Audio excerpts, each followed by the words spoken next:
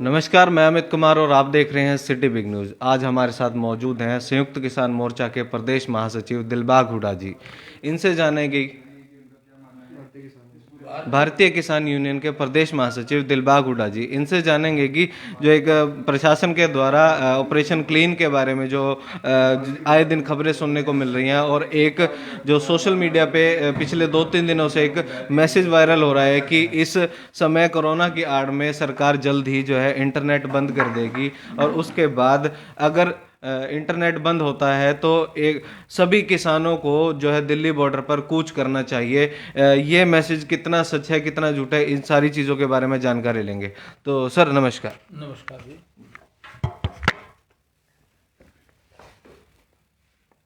सबसे पहले तो प्रशासन के द्वारा एक ऑपरेशन क्लीन के नाम से एक खबर जो है आए दूसरे तीसरे दिन हमें सोशल मीडिया के माध्यम से सुनने को मिल रही है, उसमें कहाँ तक की सच्चाई है, क्या मानते हैं? देखिए, पहले तो मैं आपके चैनल का स्वागत करता हूं और धन्यवाद भी करता हूं कि आप समय समय पर हमारे किसानों की जो है आवाज़ उठा रहे हैं, क्योंकि बाकी जो चैनल हैं बहुत कम आवाज़ उठाते हैं, तो इसलिए मैं आपका धन्यवाद करता हूं। और जैसा आपने पूछा है, सरकार का बार बार बयान आ रहा है कि ये बयान जो इस प्रकार के दे रहे हैं, ये लोकतंत्र का गला घोटने के लिए है इनका, और लोकतंत्र नाम की चीज़ नहीं रह रही। ये तो सिर्फ किसान, मजदूर, गरीब आदमी, छोटा व्यापारी, दुकानदार सबकी जो है आवाज़ दबाना चाह रहे हैं, और अब ये कोरोना का सहारा ले रहे हैं, कोरोना का बहाना लेकर के। और ये हमारा जो आंदोलन है, जो अनुशासन में रह करके और शांति प्रिय तरीके से, कोई कानून हाथ में नहीं लिया गया, लगातार किसान जो है संघर्षरत हैं, जिसमें सब 36 बिरादरी के हमारे किसान साथी। मैं तो यही कहूँगा कि जो अन्न पैदा करता है, अन्न पैदा करने वाले से लेकर के खाने वाले तक जितने बीच में लोग आते हैं, वो सभी के सभी किसान से संबंधित हैं, किसान मानते हैं। लेकिन ये सरकार जो है, और ये जो हमारे प्रधानमंत्री नरेंद्र मोदी जी हैं, इतनी हठधर्मिता जो अपनाए हुए हैं, ये मैं तो मानता हूँ कि राजा का ऐसा हक नहीं बनता। राजा जनता की सेवा के लिए होता है, और इस इतने बड़े उच्च पद पर, सम्मानीय पद पर बैठ करके झूठ बोलना, फरेब की बातें करना, और ये जहाँ चुनाव है वहाँ करो नाम की चीज़ नहीं है। पश्चिमी बंगाल में खुली जनसभा में मोदी जी कह रहे हैं, क्या आप यहाँ पहुँचे हैं इतनी भारी संख्या में, मेरा सौभाग्य है और आपका भी सौभाग्य है। वहाँ कोरोना कहाँ चला गया? वहाँ खुद भी मास्क नहीं लगा रहे, नए जनता को आह्वान कर रहे हैं इस प्रकार का, और यहाँ आते, दिल्ली आते कोरोना शुरू रहता है। तो मैं यही मानता हूँ, ये सारा का सारा एक किस्म का इसकी आड़ लेकर के, और ये आंदोलन जो है, इतना लंबा जो आंदोलन चला हुआ है, तीनों काले कानून, farmer produce trade and commerce है, एसेंशियल कमोडिटी एक्ट 1955 है, कॉन्ट्रैक्ट फार्मिंग का है, तो तीनों जो काले कानून हैं, इनको पूरे तौर से लागू करने के लिए इतना लंबा खींचे हुए हैं। मैं तो नहीं कहूँगा, जब हमारे को जरूरत ही नहीं किसान को इस प्रकार के गंदे कानूनों की, तो क्यों धक्के थोप रहे हैं? न किसी संसद में चर्चा हुई, न कहीं किसी किसान आयोग को बुलाया गया, और ये धक्के से कोई चीज़ थोप रहे हैं। जब कोरोना लगा हुआ है, कोरोना 19, तब एक कोने में ले जा करके ये पास कर दिए, और इसी तरह राज्यसभा में भी धक्का मुक्की करके कर दिए। तो मैं तो इसकी निंदा करता हूँ, और ये संघर्ष जो है लगातार जारी रहेगा। किसान, मजदूर, गरीब आदमी अब वापिस हटने वाला नहीं है। आप देख रहे हैं, संयुक्त मोर्चा का हमारा आह्वान है, अब 21 से लेकर के लगातार एक हफ्ता तक विरोध दिवस है, वो मनाया जाएगा, मनाया जा रहा सभी टोलों के ऊपर। और 24 तारीख को, 24 अप्रैल को संयुक्त किसान मोर्चा के आह्वान पर हमारे किसान साथी फिर से दिल्ली कूच करेंगे, और वहाँ जो ये संघर्ष है ये जारी रहेगा, और चारों टोलों के ऊपर भी इसी तरह ही जो हमारी संख्या है वो बढ़ाई जाएगी। और ये आंदोलन तब तक खत्म नहीं होगा जब तक ये काले कानून रद्द नहीं हो जाते। स्वामीनाथन आयोग की C2+ जो फार्मूला बनता है, उसके हिसाब से रिपोर्ट जो लागू नहीं हो जाती, और किसान जो है, किसानों को कर्जा मुक्ति नहीं मिल जाती। और जो नए नए कानून, जैसे एक बिजली का कानून ला रहे हैं, अभी ये संपत्ति क्षतिपूर्ति विधेयक जो अभी 2021 लाए हैं, इनका कल हमने ज्ञापन भी दिया था उपायुक्त महोदय के माध्यम से, तो जब तक ये सारी हमारी जो मांग है, हमारा जो अधिकार हक है वो पूरा नहीं होता, तब तक किसान संघर्षरत रहेगा। हाईकोर्ट ऑर्डर देता है कि अगर अकेला व्यक्ति भी गाड़ी में बैठा है तो उसका चालान होगा। और कल हमने देखा कि अमित शाह जी एक बड़े मीडिया चैनल के माध्यम से इंटरव्यू दे रहे थे, तो उस पत्रकार ने बाकायदा मास्क लगाया था, लेकिन अमित शाह जी ने मास्क नहीं लगाया। क्या उनका चालान होना लाजमी है? देखिए, मैं कहूँगा जब ये कानून बड़ों से लागू होगा ना, तभी हक बनता है गरीब आदमी, आम आदमी के ऊपर लगाने का। जब वो खुद मोदी जी हैं, अमित शाह हैं, इतने बड़े सम्मानित पद पर बैठे हैं, वो इसको फॉलो नहीं कर रहे, और एक आम आदमी, रिक्शा वाला गरीब आदमी, थ्री व्हीलर वाला आदमी, साइकिल वाला, एक कार वाला आदमी, उनके ऊपर ये थोपने की जो है वो बात कर रहे हैं, अच्छी बात नहीं है। इसके द्वारा भय फैलाने की कोई स्थिति नजर आ रही है आपको? देखिए, ऐसा है, कोरोना की वजह इस बार में कोरोना की वजह से देखो भय तो फैलाया जा रहा है, ये तो है ही है, इसमें कोई बात दो राय नहीं है कि इसका बिल्कुल इतना भय दिखाया जा रहा है कि आम आदमी भयभीत रहे इससे। और देखो एजुकेशन ने क्या हाल कर दिया, एजुकेशन, ये एक तरफ से स्कूल बंद कर रहे हैं और शराब के ठेके खोल रहे हैं, कितनी शर्मनाक बात है। इसी तरह सारे उद्योग धंधे वो बंद हो गए हैं, प्राइवेट स्कूल है वो सारे बंद हो गए हैं। तो अगर ये समय रहते अगर ये जाग जाते तो ऐसी नौबत नहीं आती। ऑपरेशन क्लीन की बात की जाए तो एक संदेश जारी होता है कि पहले किसानों को प्यार से समझाया जाएगा, उसके बाद अर्धसैनिक बलों की भी सहायता ली जाएगी, लेकिन उसके बाद गृह मंत्री अनिल विज का बयान आता है कि इस तरीके से कुछ भी नहीं किया जाएगा। तो क्या कुछ दबाव भी मानते हैं सरकार के ऊपर? देखो, सरकार के ऊपर दबाव क्यों नहीं है, सरकार के ऊपर दबाव जितना है, रात को नींद आनी बंद हो रही है इनको रात को नींद आनी बंद हो रही है। जब सारा देश रोड के ऊपर है तो चिंता क्यों नहीं होगी। और असलियत में देखो, ये देखा जाए तो जनता की भलाई के लिए चुने जाते हैं, और चुने जाने के बाद ऐसे ऐसे षड्यंत्र रच के इस आंदोलन को पाड़ने के लिए कभी SYL का मुद्दा उठा दिया, कभी कोरोना बीच में बाढ़ दिया, कभी जात बिरादरी की बात कर दी। अब पिछले दिनों डॉक्टर भीमराव अंबेडकर जी की जयंती थी 14 अप्रैल को, हम सम्मान करते हैं उनका। वो संविधान के समिति के चेयरमैन थे, उन्होंने हमारे कानून जीने का अधिकार दिया, समानता का अधिकार दिया। उन व्यक्ति पर भी राजनीति कर रहे हो, हमने बड़े धूमधाम से मनाई। अब इनके सारे के सारे हमारे जो महान आदमी हैं, महापुरुष हैं, वो याद आ गए, पहले इनके एक भी याद नहीं आया। तो मैं तो निंदा करता हूँ ऐसी सरकारों की, ये सरकार में पद पे रहने हक नहीं है इनको। पिछले 2-3 दिनों से सोशल मीडिया पर एक मैसेज सर्कुलेट हो रहा है जिसके अंदर लिखा जा रहा है कि कोरोना की आड़ में सरकार हो सकता है कि इंटरनेट बंद कर दे। अगर इंटरनेट बंद होता है तो संयुक्त किसान मोर्चा का ये कॉल है कि सभी किसानों को जो है दिल्ली बॉर्डर कूच करना चाहिए। इस मैसेज में कितनी सच्चाई है? देखिए, ये इट में भी पॉसिबल, इसमें कोई दो राय नहीं है। सरकार जो है कोई भी हथकंडा अपना सकती है, कोई भी हथकंडा अपना सकती है, लेकिन किसान मजदूर गरीब आदमी अब डरने वाला नहीं है। छातियों में लाठियाँ खा लेगा, रोज लाठियाँ मारी जा रही हैं, केस बनाए जा रहे हैं। इवन मेरे पे देखो, मेरे पे 4 मुकदमे दर्ज हैं। मैं कोई आतंकवादी थोड़ी हूँ, कोई उग्रवादी नहीं, लेकिन ये बोल रहे हैं किसान मजदूर गरीब आदमी को, कभी आनंदोलन जी भी बोल देते हैं, कभी आतंकवादी बोल देते हैं, कभी कुछ। और हमारे हरियाणा कृषि मंत्री वो पिछले दिनों हंस भी रहे हैं और बड़ा स्वेच्छा से मर रहे हैं किसान। कितनी मतलब गलत बात है ये।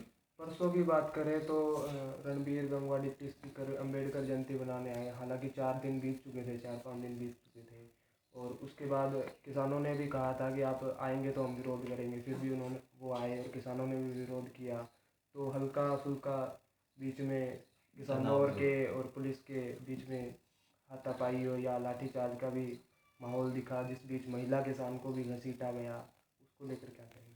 देखिए, मैं तो ये कहूँगा रणबीर गंगवा जी को कि वो डिप्टी स्पीकर के पद पे हैं और हमारे एरिया के हैं, हमारे जानकार, हमारे हल्के से बने हुए हैं वो। तो उनको तो कम से कम ये समझ लेना चाहिए कि वो एक किसान है। मेरी कई दिन पहले बात भी हुई थी इनसे, 2-3 महीने पहले। मैंने कहा कि गंगवा जी, आप किसान पहले हो, MLA मंत्री डिप्टी स्पीकर बाद में हो, आपने मदद करनी चाहिए और ये झूठे मुकदमे नहीं करवाने चाहिए। तो उन्होंने कहा, उड़ा साहब ने, ऐसी कोई बात नहीं है, मैं कोई दूर हूँ, कोई बात नहीं, चलो। लेकिन मैं तो इनको कहूँगा कि भाई 14 अप्रैल को डॉक्टर भीमराव अंबेडकर जी की जयंती है, और ये आगे 18, 19, 17 को बना रहे हैं। कौन सा तरीका है बताओ? अरे बनाने तो उस दिन बनाते फिर। और अब बनाने लग गए। पहले कभी इनके याद ही नहीं आए। डॉक्टर भीमराव अंबेडकर जी, महात्मा गांधी जी, सुभाष चंद्र बोस, भगत सिंह, सरदार पटेल, एक भी इनके याद नहीं आया। और अब ये सिर्फ झूठ की राजनीति करते हैं। मैं तो गंगा जी कहूँ कि ऐसे मौकों पे नहीं आना चाहिए। मैं इन गंगा जी को नहीं, मैं सभी बीजेपी के एमएलए और मंत्रियों को, जेजेपी के एमएलए और मंत्रियों को आपके माध्यम से ये अपील करना चाहूंगा कि भाई आप जब तक ये आंदोलन हमारा सफल नहीं हो जाता, हमारे सारे के सारे जो काले कानून रद्द नहीं हो जाते, तब तक इनसे अपील है कि किसी भी गांव में ना जाएं। ये हमारा भाईचारा तोड़ने का काम कर रहे हैं। भीमराव अंबेडकर जी की जयंती पटेल नगर में आए, इनको नहीं आना चाहिए था। ये हमारे समाज को बांटना चाह रहे हैं, हमारे को लड़ाना चाह रहे हैं। वो एक पत्रकार भाई थे राजेश कुंडू, उनने और क्या कहा था, उन्होंने यही तो कहा था कि भाई ये इस तरह की स्थिति बनने वाली है। उन्होंने एक सावधानी बरतने के लिए कहा था, अलर्ट मैसेज था एक किस्म का, और उसके मुकदमा दर्ज। इसका मतलब तो ये प्रजातंत्र का तो गला घोट रहे हैं, लठतंत्र हो गया। मर्जी में एक गाना किसी ने गा दिया, उसके खिलाफ पर्चा दर्ज। एक भाई ने को सावधानी बरतने बात बता दी, उसके खिलाफ पर्चा दर्ज। किसानों के खिलाफ, और छोटे छोटे गरीब मजदूर जो रक्षा वाले हैं उनके मास्क के चलान काटे जा रहे हैं। तो मैं तो ये कहूँगा कि ये राज नहीं है, ऐसे लोगों को राज में बैठने का कोई हक नहीं है। मैं तो कहूँगा ये सारे एमएलए मंत्री गांव में ना जाएं, अपने घरों में रहें, और किसान मजदूर गरीब आदमी की इस इतने बड़े यज्ञ में आहुति डालने का काम करें, भाईचारा ना बिगाड़े। हम बार बार अपील करते हैं, और बहुत सारे गांवों में ये बार नो एंट्री का बोर्ड लगाया हुआ है, फिर भी नहीं मतलब ये समझने वाले। लेकिन इनको थोड़ी बहुत शर्म पल्ले हो तो इनको ऐसे मौकों में जाके लड़ाई नहीं करानी चाहिए। ये बताओ, इनका जब ये पुतला फूकते हैं बीजेपी वाले, हमारे डॉक्टर दर्शन पाल जो हमारे किसानों के नेता हैं, उनका इन्होंने पुतला फूका। सारी पुलिस फोर्स चारों तरफ बड़ी बैरिकेड लगा रखी, उनके सपोर्ट करके सारे एमएलए, रणबीर गंगवा जी भी थे, भ्याणा साहब थे, कमल गुप्ता जी थे, ये शहर के मेयर थे, सारे थे। उनके तो पुतले फुकाने खड़े होकर, उन पर कोई मुकदमा दर्ज नहीं। और हमने उसका विरोध किया, हमारे किसान नेताओं का पुतला क्यों फूका। अब एक अनुशासन में रह करके, एक सारी रोड, आधा रोड खाली छोड़ करके हम वहां पुतला फूकने जाते हैं, तो हमारे ऊपर 14 आदमियों के खिलाफ पर्चे दर्ज कर दिए, और बाकी नामालूम नाम से, जिसमें हमारी 2 महिलाएं हैं, उनके ऊपर मुकदमे दर्ज कर दिए। एक बेटी हमारी, उस मनीषा नाम से, उसको तो मैंने नीचे से निकाला है, आपने सभी ने देखा भी होगा, वो मर जाती बेचारी उस दिन। तो मैं तो उनको इन एमएलए मंत्रियों के खिलाफ क्यों नहीं मुकदमे दर्ज करते। और अब पीछे अपने रणबीर गंगवा जी जिस दिन आए, उस दिन हमारी एक बहन है, उसके बालों से पकड़ पकड़ के घसीटा गया। कौन सा राज है ये, किस पर कानून व्यवस्था बिल्कुल शर्मा रही है। और ये जो एमएलए मंत्री हैं सरकार में रहने के काबिल नहीं है, बिल्कुल लठतंत्र है, ये कोई प्रजातंत्र नहीं है। जैसे जैसे बंगाल चुनाव के नतीजे की तिथि यानी कि 2 मई नजदीक आ रही है, वैसे वैसे कोरोना का प्रकोप लगातार बढ़ता जा रहा है। इसे मात्र एक संयोग कहेंगे या सरकार का कोई प्रोपेगेंडा मानते हैं? देखिए, इसमें तो क्या कह सकते हैं, इनके हालात ने देखें तो वहाँ क्या कोरोना को भी, ये बताओ, कोई कोरोना को चल के थोड़ी आ रहा है कि यहाँ से यहाँ आ गए, यहाँ आ गए, कोई तरीका तो मेरे बात तो समझ में नहीं आई हमारे। तो ये एक षड्यंत्र सा ही लग रहा है। मैं तो ये मानूंगा भाई पश्चिम बंगाल में क्यों नहीं भाई, अरे एमएलए मंत्री यहाँ के भी गए हैं, यहीं से दिल्ली से तो गए हैं ये लोग, जाए तो कोरोना फिर इनके साथ भी जाना चाहिए था, वहाँ नहीं है। और यहाँ दिल्ली आते बोले कोरोना है, यहाँ भी सारी जगह कोरोना है। अब इतने दिनों से लोग किसान 4-5 महीने से बैठे हैं, हमने तो कोरोना से कोई मरता नहीं देखा वहाँ। लेकिन अब हम इसके बारे में कहें क्या, एहतियात बरत रहे हैं, बरतनी चाहिए भी, लेकिन इसके बारे में तो डॉक्टर लोग ज़्यादा बता सकते हैं। लेकिन षड्यंत्र का हिस्सा जरूर है, ये लगता है हमारे को। दिल्ली में 1 हफ्ते का लॉकडाउन लग चुका है, क्या लगता है कि इस लॉकडाउन के आड़ में किसान आंदोलन को खत्म करने की कोई साजिश की जा रही है? देखिए, ये साजिश तो इनकी शुरू से ही चल रही है, ये साजिश तो शुरू से ही चल रही है, आंदोलन को तोड़ने की, आंदोलन को खत्म करने की, एक दबाव बना के, किसी प्रकार का झूठा सूसा छोड़ के या गलत आदमी बीच में घुसा के कोई भी तरीका अपना सकते हैं ये। तो ये इसे षड्यंत्र का मतलब हिस्सा है, ये भी मैं यही मानता हूँ। कल आप एक ज्ञापन सौंपने गए थे एक संपत्ति विधेयक बिल के उसके खिलाफ, तो कुछ किसान लोगों के चालान भी काटे गए थे, उसके बारे में एक बार हमें बताएंगे? देखिए, ये क्या है कि ये कोई हथकंडा नहीं छोड़ना चाहते बिल्कुल भी। हमने वो ज्ञापन देने के बाद एसपी साहब से भी बात की, भाई ये कौन सा तरीका है, भाई आप गाड़ी में बैठे हैं वहाँ भी इस तरह, अरे गाड़ी में कोई आदमी बैठा है या गाड़ी रोक के खड़े है, उसका भी खड़े खड़े का चालान काट रहे हैं। अरे वो अंदर बैठे है एक आदमी, तो उसका क्या, वो उसके कोरोना किसको लगा रहा है वो? तो हमने तो ये बात अच्छी नहीं लगी, बहुत गलत बात है, हम तो इसकी निंदा करते हैं। प्रदेश के किसानों को कोई संदेश देना चाहेंगे? प्रदेश के किसानों के लिए आपके माध्यम से मैं संदेश देना चाहूँगा कि सभी संगठित रहें। 36 बिरादरी के भाई कोई भी जात बिरादरी की बात ना करें। परमात्मा ने जो इंसान बनाया है वो एक बनाया, जात बिरादरी नहीं बनाई।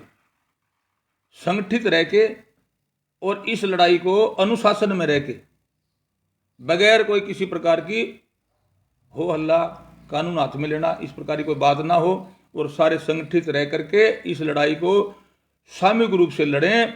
और मैं ये बताना चाहता हूं 1907 में भी इस तरह का एक आंदोलन चला था, इस प्रकार के कानून अंग्रेज सरकार ले आई थी, वो 9 महीने चला था, लेकिन जीत फिर भी किसान की हुई थी। मैं जीत निश्चित मानता हूं, इसमें कोई दो राय नहीं। ये हमारे सरदार भगत सिंह ने भी अपने जेल में अपने ये शब्द कहे थे, क्या भाई स्वतंत्रता की लड़ाई में हम जीतेंगे, आज़ादी मिल जाएगी लेकिन कागजों में मिल जाएगी, खाली कागजों में मिल जाएगी, लेकिन असली आज़ादी के लिए हमने एक लड़ाई और लड़नी पड़ेगी।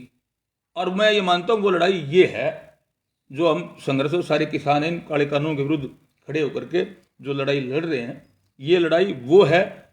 और इसी तरह से सुभाष चंद्र बोस ने भी कहा था, एक बात पहले निश्चित है, सुभाष चंद्र बोस ने कहा था एक बात निश्चित है कि हम आज़ादी की लड़ाई में हम रहे ना रहें, लेकिन देश को आज़ादी जरूर मिलेगी। तो मैं आपके माध्यम से कहना चाहूँगा हमारे को जीत निश्चित तौर से मिलेगी। मैं ये दावे के साथ कह सकता हूँ, किसान मजदूर गरीब आदमी 36 बिरादरी का जन आंदोलन बन चुका है, अब पीछे नहीं हटेगा, चाहे कितना भी लंबा आंदोलन चल जाए, हमारी जीत निश्चित है 100%। मैं दावे के साथ कह सकता हूँ, यही किसानों को संदेश देता हूँ, पीछे हटने का नाम नहीं लेना, और जब तक जीत हमारी नहीं हो जाती हमने वहीं डटे रहना है, और संगठित रह के अनुशासन में रह के अच्छे तरीके से सबका सहयोग, दूसरों का सहयोग करके।